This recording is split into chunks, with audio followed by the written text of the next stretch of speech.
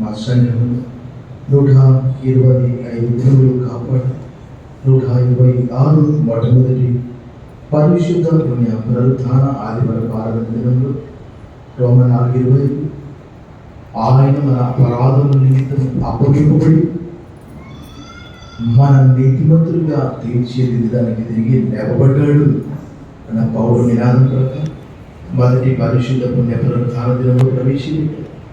మా ముందు ఇంకా 240 దినములు ఉన్నవి. మమ్మల్ని అనుక్షణం కనుపాపలే కాపాడుతూ రక్షిస్తూ వేసవిలో ఎండబడదు గురించి తప్పిస్తున్నందుకు మొదలకు చెల్లిస్తూ నీ ప్రియకుమారుడైన క్రీస్తు నామంలో ఈ స్తుతి ఆరాధన నీకు సమర్పిస్తున్నాం మా ప్రియ పరలోకపు తండ్రి. ఆమేన్. దయచేసి కూర్చోండి. Please visit. ఈ ఉదయకాల ఆరాధనకి వచ్చిన అందరినీ ప్రేమపూర్వకంగా ఆహ్వానిస్తున్నాము. Warm welcome to this Love Star Telugu Baptist Church God service and greet you all in the name of our Lord and Savior Jesus Christ.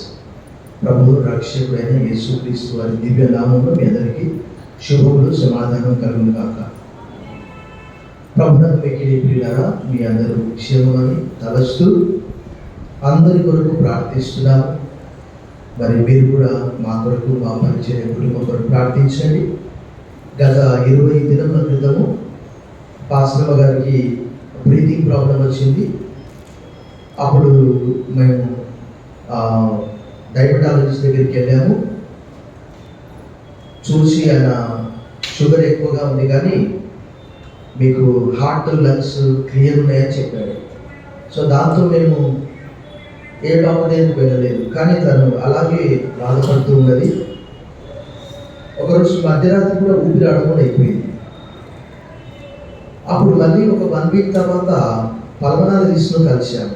ఆయన కూడా చూశాడు, బిఎఫ్టి తీసి ఏం లేదమ్మా, లంగ్స్ అయితే చాలా క్లియర్గా ఉండేవి, 95% పనిచేస్తున్నాయి, లంగ్స్ ఏం ప్రాబ్లం లేదన్న.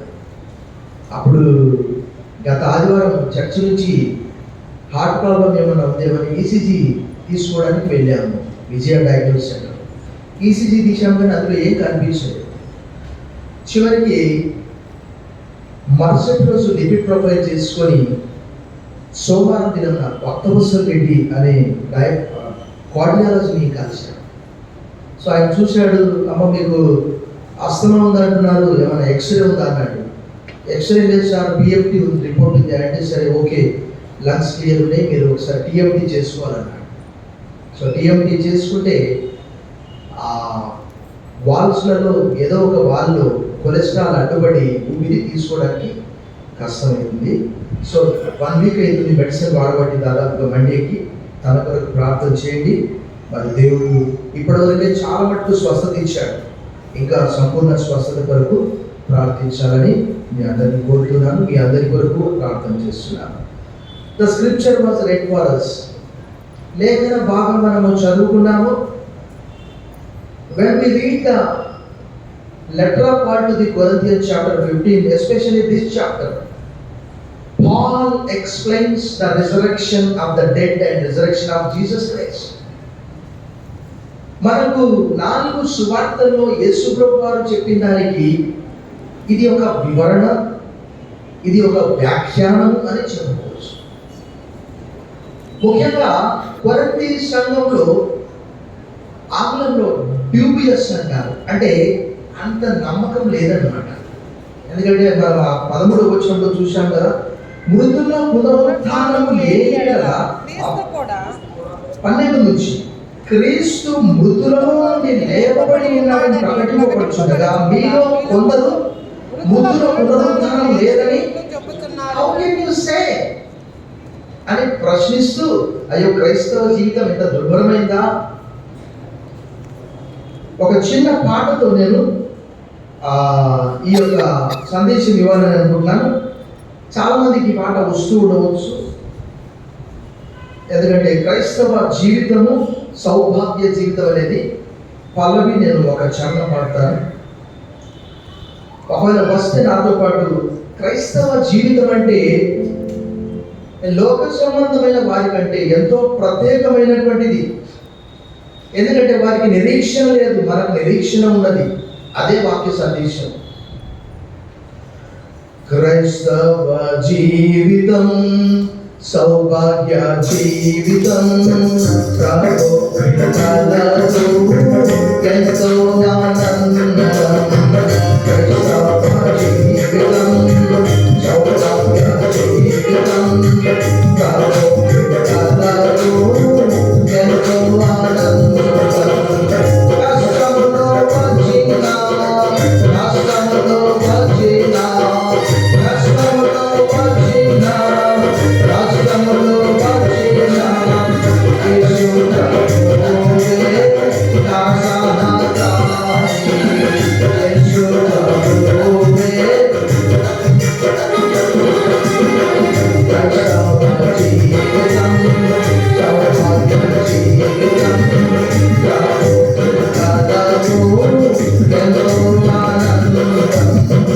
ఏదో కారణాల నన్ను విడచినన్ లోకస్తులెల్లరూ నన్ను విడచినన్.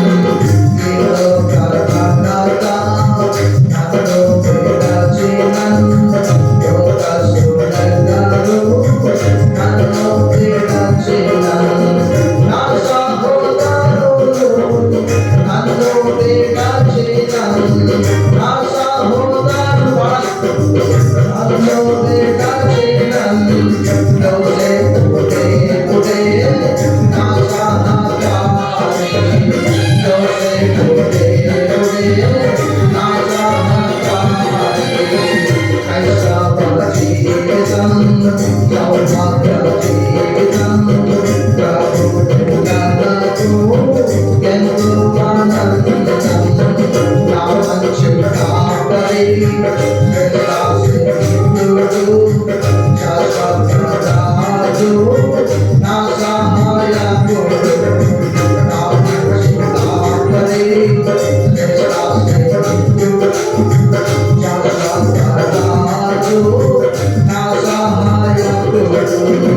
భారం నాకెందుకు వ్యాధులమెందుకు భారం నాకెందుకు వ్యాధులమెందుకు ప్రభు కృపలతో నే కీర్తించెదను.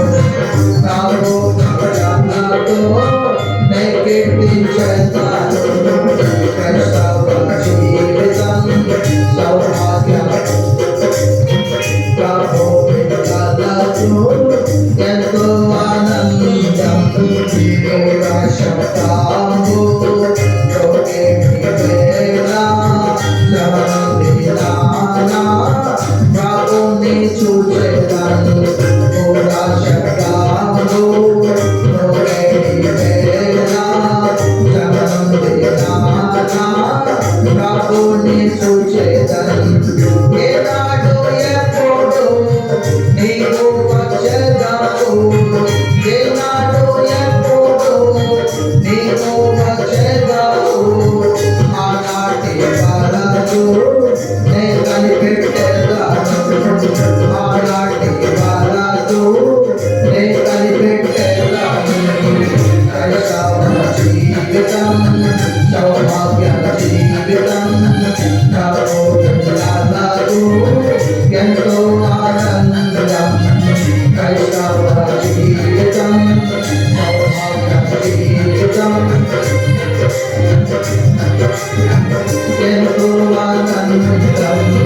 కష్టములు వచ్చిన నష్టములు వచ్చిన కష్టములు వచ్చిన నష్టములు వచ్చిన యేసు ప్రభువే నా సహకారి. యేసు ప్రభువే నా సహకారి. సో అంటే చాలా మంది అనుకుంటారు ఎందుకు నమ్మాను యేసు ప్రభుని అని చాలా మంది అనుకుంటారు. కానీ దేవుడి వాక్యంలో చూస్తే ఆయన మన కొరకు చేసినటువంటి గొప్ప కార్యాలు, పాత నిబంధనలోని ప్రజలను ఉద్దేశించి దేవుడు మాట్లాడినటువంటి ఒక మాట చూడండి. ద్వితీయోపదేశకాండం 33:29 ఓ ఇశ్రాయేలు నీ భాగ్యం ఎంత గొప్పది, 33:29 యెహోవా రక్షించిన నిన్ను పోలిన వాడెవడు? ఆయన నీకు సహాయకరమైన కేడము, నీకు ఔన్నత్యమును కలిగించు ఖడ్గము.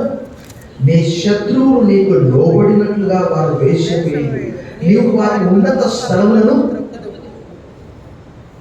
ప్రభు వచ్చినప్పుడు దేవుని వాక్యంలో రాయబడినది, పౌలు అంటాడు ఈ లోక సంబంధం వరకే. అంటే మన విశ్వాసం కేవలం ఈ లోక సంబంధమైనది మాత్రమే కాదు. ఎందుకంటే పౌలు ఏమంటాడు? ఫిలిప్పీ 3:20 చెప్పండి.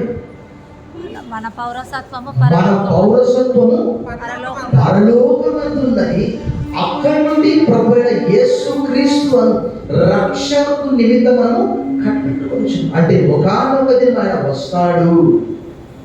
పరలోకం అనేది ఎంత వాస్తవమో మనం బైబిల్ ద్వారా మనం తెలుసుకుంటున్నాం. ఎందుకు అపోజినటువంటి పౌలు పరలోకానికి 3వ ఆకాశంలో ఎత్తబడ్డాడు? నేను శరీరంతో వెళ్ళాను, శరీరం లేక వెళ్ళాను అది నేను చెప్పడానికి వీల్లేదు. వచింప శక్యం కాని మాటల్ని అక్కడ ప్రభువును చూశాను. ఆయన అపోస్తలుల కార్యం 14వ అధ్యాయంలో అక్కడ లుస్త్రలో ఈకొనియలో రాళ్లతో కొట్టబడ్డప్పుడు లిటరల్గా చనిపోయాడు. ఆయన చనిపోయి పరలోకానికి తీసుకొని పోబడ్డాడు. ప్రభు అన్నాడు, నీతో చాలా పని ఉంది, ఇంకా నువ్వు గో బ్యాక్ అన్నాడు. ఈరోజు కొరింథీ సంఘంలోనే కాదు, అనేక మంది క్రైస్తవులలో కూడా అకస్మాత్తుగా నేను ఒకరోజు పునరుద్ధానం గురించిన వాక్యాలు అడిగే వరకు అందరూ ఉక్కిరిబిక్కిరైపోయారు. అంటే అబ్రహాము నమ్మాడు. ఒకవేళ 11వ అధ్యాయం హెబ్రీ పత్రిక 19వ వచనంలో కుమారుడు ఇస్సాకును చంపితే కూడా తప్పకుండా దేవుడు తనను మృతుల్లో నుండి లేపుతాడు. రోమా 4:17లో మృతులను సజీవులుగా చేసే దేవుడు అదే రీతిగా లేని వాటిని ఉన్నట్టుగా పిలిచేవాడట. ఎందుకంటే లెట్ దేర్ బి లైట్ అంటే there was light and God saw it was very good. అంటే ప్రభు రాకడలో 97వ కీర్తన 11వ వచనం సెలవిస్తున్నది, నీతిమంతుల కొరకు వెలుగును, యథార్థవంతుల కొరకు ఆనందమును విత్తబడి ఉన్నదట. తప్పకుండా భక్తిహీనంతో కూడా మనకు శిక్ష విధిస్తే మన విశ్వాసం ఎందుకు? ఇంకా దేవుని వాక్యంలో మనం మత్తయి సువార్త 25లో చూస్తాము, లోకం పుట్టినది మొదలుకొని నా తండ్రి చేత ఆశీర్వదింపబడిన వాళ్ళ రండి అన్నాడు కుడివైపున్నటువంటి వారిని. ఇక మత్తయి సువార్త 11:43 ఏమన్నాడు? నా తండ్రి రాజ్యంలో వారు సూర్యుని వలె తేజరిల్లుదురు అని అన్నాడు. ఎవరి గురించి? ఎవరిని? అపోస్తలుడైన పౌలు ఎవరి గురించి చెబుతున్నాడు? ఒకవేళ ఈ లోకానికి సంబంధమైనటువంటి విశ్వాసమే అయితే పౌలు అంటున్నాడు అక్కడ, ఒకవేళ ప్రభు లేచాడని చెప్తే మీరు నమ్మకపోతే మన విశ్వాసం వ్యర్థమే కదా, ఎవరి గురించి చచ్చిపోయాడు ఆయన అని కొరింథీ సంఘస్థులతో చెప్తూ, నిజంగానే కొంతమందికి బైబిల్ జ్ఞానం అనేది చాలా తక్కువగా ఉంటుంది అర్థం చేసుకోవడానికి. నేను 25 ఇయర్స్ అవుతుంది ఈ వాక్యం చదవబట్టి. కొన్నిసార్లు ఒక వాక్యం కొరకు ఒక పుస్తకం అంతా 66 అధ్యాయాలు చదవాల్సి వస్తుంది. మన దగ్గర అకారాది పట్టిక ఉండదు, మన దగ్గర బైబిల్ నిఘంటు ఉండదు, మన దగ్గర బైబిల్ వ్యాఖ్యానం ఉండదు, మన దగ్గర ఏమీ ఉండదు. అప్పుడు ఎలా? కాబట్టి తప్పకుండా మనం క్రమంగా దైవవాక్యం చదివినప్పుడు దేవుడు ఆ రోజు ఇశ్రాయేలు ప్రజలను క్షమించాడు. చూడండి ఒకసారి మనము యెషయా గ్రంథంలోని 43:25, 44:22, యెషయా గ్రంథము 43:25, 44:22లో నేను నేనే నా చిత్తానుసారముగా నీ అతిక్రమలను తుడిచివేయుచున్నాను, నేను నీ పాపములను జ్ఞాపకము. 44:22 మంచు విడిపోవునట్లుగా నేను నీ అతిక్రమములను మబ్బు తొలగునట్లుగా నీ పాపములను తుడిచివేయుచున్నాను. సో అంటే చూడండి, దేవుడు చెప్పే మాట మనందరికీ తెలుసు. ఎవరు? బిలాము అంటున్నాడు, నీతిమంతుల మరణం వంటి మరణం నాకు కలగాలి. ఎందుకంటే అతనికి కూడా వాక్యం తెలుసు, కానీ పాటించింది. నీతిమంతులకు పునరుద్ధానం ఉన్నదని అతను నమ్మాడు. కాబట్టి నేను చచ్చిపోతే ఒకానొక దినము తప్పకుండా నాకు పునరుద్ధానం నమ్మాడు, కానీ నమ్మలే. అంటే అది తెలుసు కానీ నమ్మలేదు. కాబట్టి ఆయన కిరాయి బోధకుడు మనీ కొరకు ఏం చేశాడు? ఇశ్రాయేల్ ప్రజల్ని శపించడానికి డబ్బు తీసుకున్నాడు. దేవుడు అన్నాడు, ఫర్ దే ఆర్ బ్లెస్డ్, వారు ఆశీర్వదింపబడినటువంటి ప్రజలు, వారిని శపించడానికి వీలేదని చెప్పాడు. పౌలు యొక్క నినాదం అంతా కూడా ఏంటి అని అంటే, when Christ died for our sins, క్రీస్తు మన పాపముల నిమిత్తం చనిపోయాడయ్యా అంటే, చనిపోయి తిరిగి లేకపోయాడు అంటే, పునరుత్థానం లేదంటే మన విశ్వాసం వ్యర్థమే కదా. ఇంకా మనం ఎవరి విశ్వాసం ఉంచాలి? మనం ఎలా రక్షించబడతాం అంటే, అపోజిట్ పౌలు ఎలా అయితే ఒక పెద్ద కేక పెడుతున్నాడో, ఏమంటున్నాడు ఆయన? రక్షించేవాడు లేదు కాబట్టి అయ్యో నేను ఎంత ఆయన ధర్మశాస్త్రాన్ని రక్షించలేకపోయింది. దేవుడి వాక్యం చెప్తుంది, మన మంచి పనులు అన్ని కూడా దేవుడి యొక్క మురికి ఉండనట. యెషయా 44.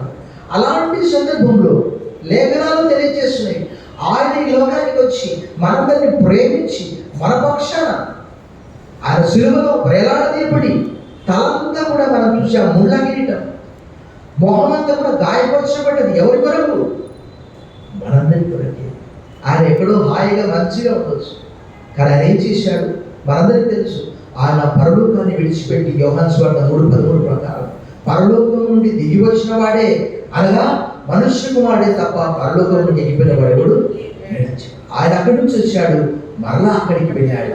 సో అందరూ చూస్తుండగానే ఆయన పరలోకానికి ఆరోహణం అయిపోయాడు. ఆ సంగతి అంతా కూడా నేను ఎఫెసీ పత్రిక 1:23 చెప్పాను. దాదాపుగా ఇప్పటికీ 5 వారాలు అవుతుంది పునరుత్థానం గురించి చెప్పబట్టి. ప్రభువునందు మిక్కిలి ప్రియులారా, ఆ రోజు ఇశ్రాయేలుకి భౌతిక సంబంధమైనటువంటి దీవెనలు సంఖ్యాకాండంలో అనేకమైనటువంటి తోటలను మనం చూస్తాం. అక్కడ చూడండి, అక్కడ సంఖ్యాకాండంలో వారికి ఇవ్వబడినటువంటి భౌతిక సంబంధమైనటువంటి భూమి లేకపోతే అవంతా కూడా మీరు చూసినప్పుడు 14వ అధ్యాయము లేక 13వ అధ్యాయం చూడండి. 13వ అధ్యాయము 23వ వచనం, వారు ఎష్కోలు లోయలోనికి వచ్చి అక్కడ ఒక్క గెలగల ద్రాక్ష చెట్టు యొక్క కొమ్మను కోసి దండెతో 2 మోసి, మరియు వారు కొన్ని దానిమ్మ పండ్లను కొన్ని అంజూర పండ్లను, ఇశ్రాయేలీయులు అక్కడ కోసిన ద్రాక్ష గెలను బట్టి ఆ స్థలములకు ఎష్కోలు లోయ అని పేరు పెట్టబడింది. ఫుట్నోట్స్లో ఎష్కోల్ అంటే ఏమున్నది? వారికంటే శ్రేష్టమైనటువంటి దీవెనలు మనందరికీ కూడా క్రీస్తులో. ఎందుకనంటే ఎఫెసు 1:3 చాలా సందర్భంలో నేను చెప్తూ ఉంటాను. ఏంటని? మన ప్రభు అయిన యేసుక్రీస్తు యొక్క తండ్రి యొక్క దేవుడు స్తుతింపబడును గాక. ఆయన క్రీస్తునందు పరలోక విషయంలో ఆత్మ సంబంధమైన ప్రతి ఆశీర్వాదం మనకు అనుగ్రహించారు. వారికి భౌతిక సంబంధమైన దీవెనలు అయితే మనకు పరలోక సంబంధమైనటువంటి దీవెనలు. చప్పట్లు కొట్టి మన దేవుని బయటపరుస్తాం. చూడండి ఒకసారి పరలోక సంబంధమైన మన దీవెనలు ఎలా ఇచ్చాడు. కొలస్సీలకు రాసిన పత్రిక 1వ అధ్యాయం చూడండి. కొలస్సీలకు రాసిన పత్రిక 1వ అధ్యాయంలో పౌలు చెప్పే ఆ మాటను మనం గమనించాం. 1వ అధ్యాయంలో చాలా సందర్భాలు నేను చదివాను. 12వ వచనము చివరి భాగంలో చూస్తే అక్కడ మీకు 13వ వచనం నుంచి పై భాగంలో తేజోవాసులైన పరిశుద్ధుల స్వాస్థ్యంలో పాలివారమగుటకు మనల్ని పాత్రులుగా చేసిన తండ్రికి మీరు కృతజ్ఞతాస్తుతులు చెల్లింపవలనని దేవుని అంటే అక్కడ పాత నిబంధన గ్రంథంలో పరలోకం గురించి ఏమని రాయబడి తెలుసా? ఆనందకరమైన దేశం అనే మాట రాయబడ్డారు. చూడండి ఒకసారి మలాకీ గ్రంథం 3:1 అని అనుకుంటున్నాను. మలాకీ గ్రంథం 3:1 లేదా 3:12. అప్పుడు ఆనందకరమైన దేశంలో మీరు, అది ఎలాంటి దేశం అంటే ఆనందకరమైనటువంటి దేశం. The everlasting joy shall be upon their heads అని the book of Isaiah 35:10, the book of Isaiah 51:11 లో రాయబడింది. యెషయా 35:10, యెషయా 51:11 రాయబడింది. వారి తలలపై నిత్యానందం ఉన్నది. ప్రపంచంలో ఈ మధ్యలో వార్తాపత్రికలు ఏమని ఇచ్చారంటే సంతోషంగా ఉండే దేశాలు ఫలాని దేశాలని ఇచ్చారు. నిజంగా ఇప్పుడు ఏ దేశమైనా ప్రశాంతంగా ఉన్నదా? చూడండి, రష్యా ఉక్రెయిన్ చూడండి, ఫిన్లాండ్ చూడండి, చైనా చూడండి, తైవాన్ చూడండి, అమెరికా చూడండి, ఆస్ట్రేలియా చూడండి, రకరకాల కరువులు, వరదలు, భూకంపాలు. ఏ దేశమైనా ప్రశాంతంగా ఉండదా అండి? ఏ దేశం కూడా ప్రశాంతంగా లేదు. ఏదో వారు ఇచ్చారు. ఓకే, ప్రశాంతమైనటువంటి దేశం ఏది అంటే పరలోకం మాత్రమే. అక్కడ ఏడుపు ఉండదు, దుఃఖం ఉండదు. ఈ లోకంలో మనం అనేకప్పుడు ఎండకు బయటికి వెళ్ళాలంటే మనకు ఏమవుతుంది? కానీ అక్కడ ఎండ ఉండదు, సూర్యుడే ఉంటాడు. లేఖనాల్లో రాయబడి ఇప్పుడు మనం చెప్పులు వేసుకోకుండా నడవగలుగుతామా? కాళ్ళు మంట, కాళ్ళు రాస్తాయి. కానీ పరలోకంలో మనం నడిచేది బంగారు వీధులు అని ప్రకటన 21:18 రాయబడింది. ప్రభునందు మిగిలిన ప్రియులారా, 21:18 ప్రకటన. ఆ పట్టణము ప్రాకారము సూర్య కాంతులతో కట్టబడెను. పట్టణం ఎలా ఉండగా స్వచ్ఛమగు స్ఫటికముతో సమానమైన శుద్ధ సువర్ణముగా ఉంది. ఈ లోకం విడిచిపెట్టిన తర్వాత మనందరికీ తెలుసు, అపోస్తలుడైన పౌలు చెప్తాడు, ఈ లోకం అంతా కూడా ఒకానొక దినం మనం చూస్తున్నాం. ఇండోనేషియాలో ఏం జరుగుతుంది? అక్కడ అగ్నిపర్వతాలు, లావా. ఎన్ని డిగ్రీలు అంటే ఆ లావానే అలా ఉంటే ఆ పాతాళం ఎలా ఉంటుంది? ప్రాణానందము 20 అగ్ని సరస్సు. ఇప్పుడు మనము చెరువు ఎలా చూస్తామో, స్వర్ణాల చెరువు, అది అగ్ని సరస్సు అంట. అందులో పడితే ఎలా ఉంటుంది? ఒకసారి ఆలోచన చేసుకోండి. దేవుని వాక్యంలో రాయబడింది, రోమపత్రిక 8:15, ఏలయనగా మరలా మనం భయపడ్డకు దేవుడు దాస్యపు ఆత్మను మనకు ఇవ్వలేదు. ఏమి ఇచ్చాడట? దత్తపుత్రాత్మను ఇచ్చాడట.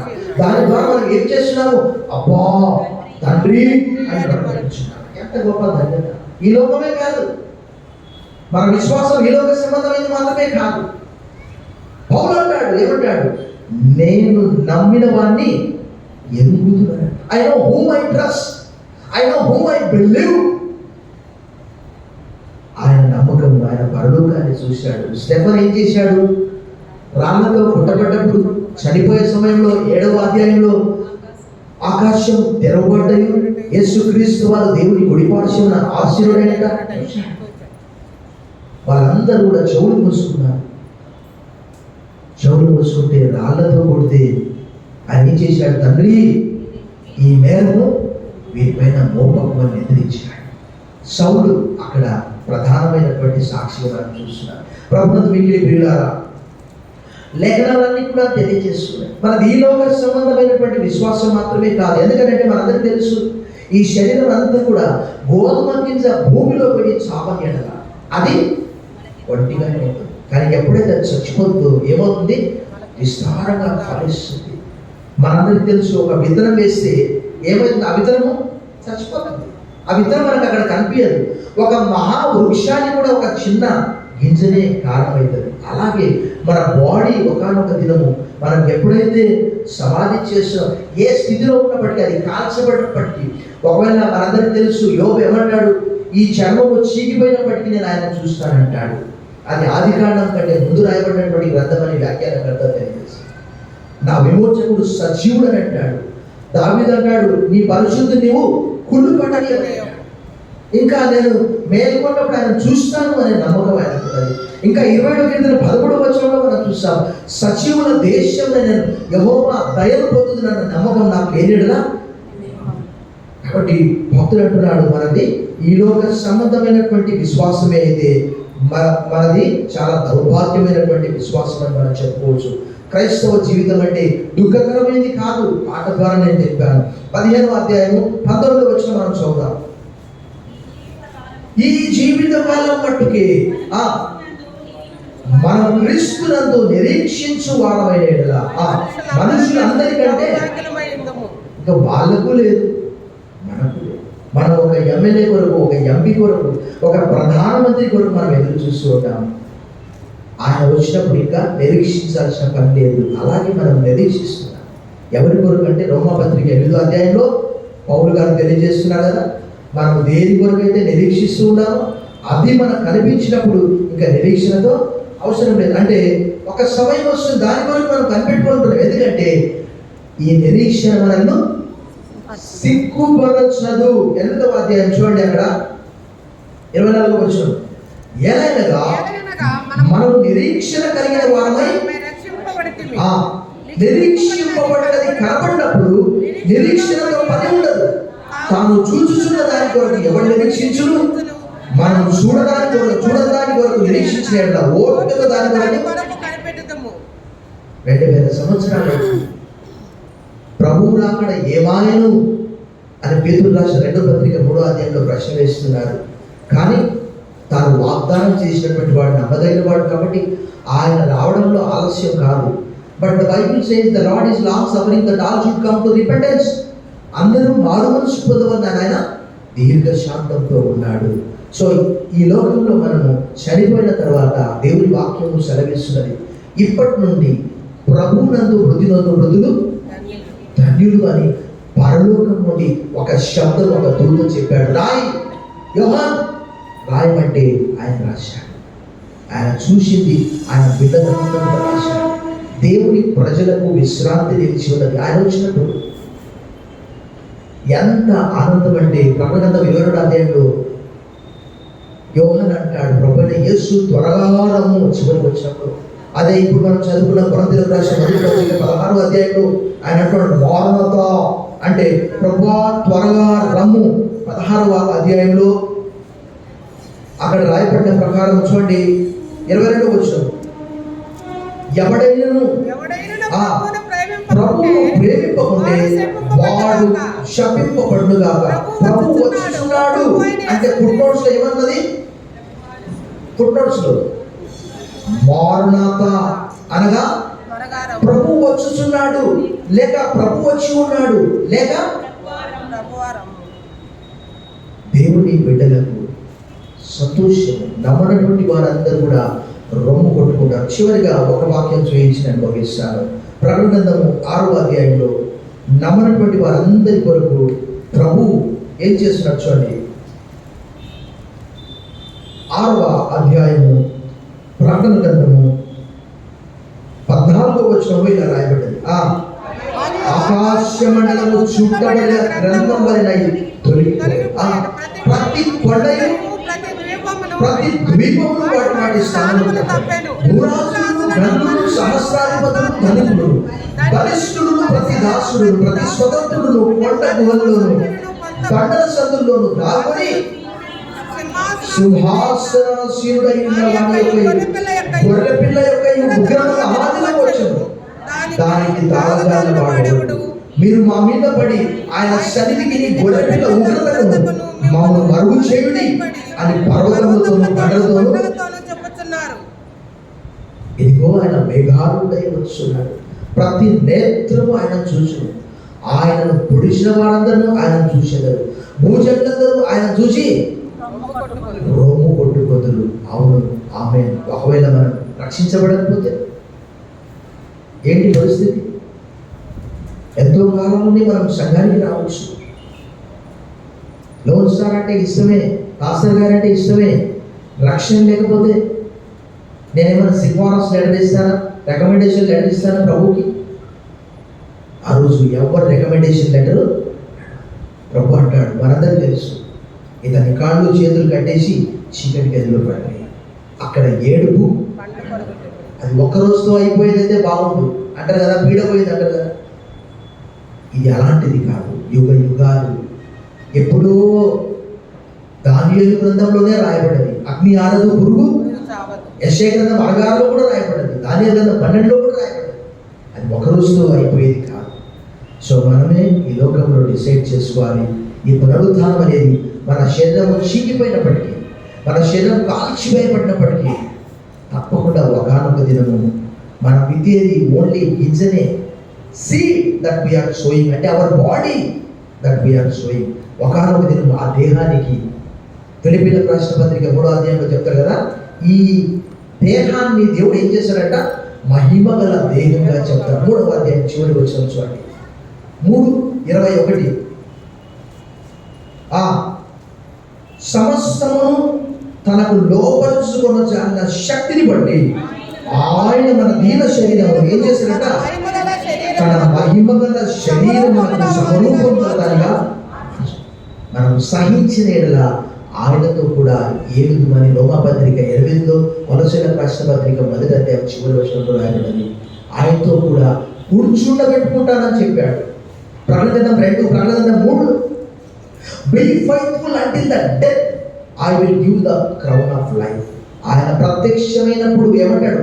వాడబారని మహిమా కిరీటాన్ని మనకి ఇస్తాడు. అది కావాలంటే ఈ లోకంలో తప్పకుండా ఆ విశ్వాసం అందించాలి. ఆ విశ్వాసం లేకపోతే ఈ నిరీక్షణ, ఈ పునరుద్ధానం మనకు లేదు. తలలు వచ్చని ప్రార్థన చేశాం. సర్వశక్తి గల దేవా, పౌలు ద్వారా కొరింథీయులకు రాసిన మొదటి పత్రిక 15:13 నుంచి 19 వచ్చినాడు, 12 నుంచి 19 వచ్చినాడు. పునరుద్ధానం లేదని కొందరు నమ్ముతూ ఉన్నారు. అయితే నీవు లేచి అనేక మందికి ఒకేసారి 500 మందికి బ్రదర్స్ అండ్ సిస్టర్స్కి కనిపించినట్టు అక్కడ పౌలు తెలియజేస్తున్నాడు. మేము కూడా ఆ రోజు పేతురు రాసిన మొదటి పత్రిక 1వ అధ్యాయం 8-9 వచనాల్లో ఇప్పుడు మీరు ఆయన చూడకపోయినప్పటికీ ప్రేమిస్తున్నారు, చెప్పనా శక్యముడు మహిమాయుక్తమైన ఆనందం గల వారై సంతోషిస్తూ ఉన్నారు. అవునైనా ధోమాతో మీరు అన్నారు, ధోమాని చూసి నమ్మిన వారి కంటే చూడక నమ్మిన వారు ధన్యుడు. ఈ ధన్యత మాకు దయచేసి ప్రభావాన్ని వదనాలు చెల్లిస్తూ యేసు నామములో ప్రార్థిస్తున్నాం తండ్రి.